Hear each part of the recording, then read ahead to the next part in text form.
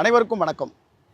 இன்னைக்கு reserve bank of India மூலமாக ஒரு செய்தி வெளியிட்டிருந்தாங்க. அது என்னென்னு கேட்டிங்கன்னா, பேங்க்கில் நகை அடமானம் வைக்க போகிறவங்க புதுசாக ஒரு 9 விதிமுறைகளை ஃபாலோ பண்ணணும் அப்படின்னு சொல்லியிருந்தாங்க. இருக்கிற விதிமுறையை எங்களால் ஃபாலோ பண்ண முடியல. நீங்கள் நகை வைக்க பேங்க்கு போகிறவங்கெல்லாம் பணக்காரங்களா? ஏழைங்க ஐயா. குடும்ப செலவுக்காக, பிள்ளை குட்டியை படிக்க வைக்கிறதுக்காக, மருத்துவ செலவுக்காக அவங்க கழுத்துலையும் காத்துலையும் பிறந்த ஒரு குண்டுமணியை கொண்டு போய் அடமானம் வைக்க போகிறதுக்கு அவங்க 9 விதிமுறைகள் நீங்கள் ஃபாலோ பண்ணணும்னு சொன்னீங்கன்னா அவங்க எப்படி ஃபாலோ பண்ணுவாங்க சொல்லுங்கள்?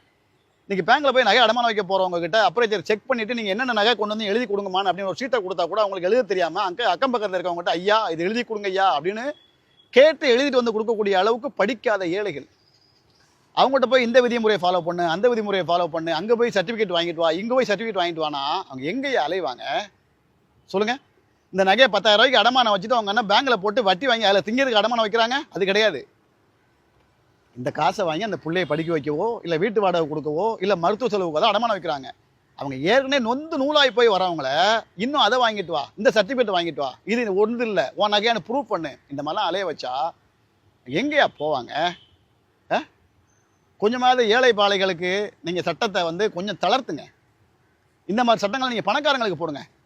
இன்னைக்கு மே மாதத்தில் அட்சய திதிக்கு நகை வாங்கினா நகை சேருமே அப்படின்னு லட்சமாக பணத்தை கொட்டி நகை வாங்கி வீட்டில் சேர்த்து வைக்கிற பணக்காரங்களை விட ஜூன் மாதத்தில் வீட்டில் இருக்கிற ஒரே ஒரு குண்டுமணி அடமானம் வச்சு பிள்ளைங்களுக்கு ஃபீஸ் கட்டுற ஏழைகள் தான் அதிகம். அதை புரிஞ்சுக்கோங்க.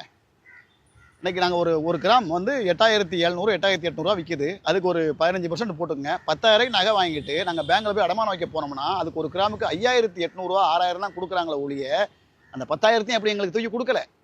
இல்லை நகையோட ரேட்டு படி 8,600 எங்களுக்கு தூக்கி கொடுக்கல. 12 கிராம் நகையை கொண்டு போனோம்னா அதுக்கு 8 கிராம் இல்லை 9 கிராம் தான் காசு தராங்களே ஒழிய 12 கிராம் நகைக்கும் காசு தரல. நாங்கள் எதுக்குயா ஒரு அர்ஜென்ட் ஆத்துறதுக்கு அதை வச்சு குடும்ப பொழப்ப ஓட்டிக்கிட்டு இருக்கோம். எங்களுக்கு போய் இவ்வளோ சட்டத்திட்டங்கள் போடுற நீங்கள் இந்த சட்டத்தை கொஞ்சம் தளர்த்திட்டு ஏழை பாலைகள் அவசரத்துக்கு நகை வைக்க வந்தாங்கன்னா ஏதோ வச்சோம் போனோம் அப்படின்னு இருக்கிற மாதிரி உங்கள் சட்டத்திட்டத்தை கொண்டு வாங்க. இன்னைக்கு பேங்குக்கு போனாலே பல பேர் பயப்படுறாங்க. அந்த ஃபார்ம் ஃபில்அப் பண்ண முடியல. அதில் 1008 கேள்வி கேட்குறான். என்ன கேள்வி என்ன பதில் எழுதுன்னு பல பேருக்கு தெரியல. அவங்க கிட்டே கொடுத்து ஐயா இதை எழுதி கொடுங்க ஐயான்றாங்க. அவங்க நான் எழுத மாட்டோம், நாங்கள் எழுதக்கூடாது தப்பாயிருன்றாங்க. இதுக்காகவே பேங்க்கு போ பல பேர் பயப்படுறாங்க. இன்னொன்று 1 கிராம் நகை வைக்க பேங்க்கு போனா கூட ஒரு நாள் ஆயிடுது. பிள்ளைய ஹாஸ்பிட்டலில் விட்டுட்டு ஒரு அவசரத்துக்கு ஒரு 10,000 கட்ட சொல்லியிருப்பான். சரி எப்படியா அந்த நகையை வச்சு கொண்டு கட்டிடலான்னு ஹாஸ்பிட்டலுக்கு போனால் செத்து சுண்ணாம்பாயிரம் புள்ள அப்போ தான் காசு கொடுப்பாங்க.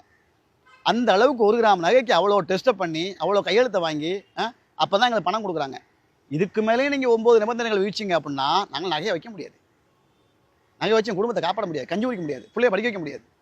ஆனால் தயவு செய்து ஏழைகள் மேலே மேலும் மேலும் நீங்கள் வந்து இந்த மாதிரி பாரத்தை சுமத்துறதை விட கொஞ்சம் அந்த நிபந்தனைகளை தளர்த்துங்க.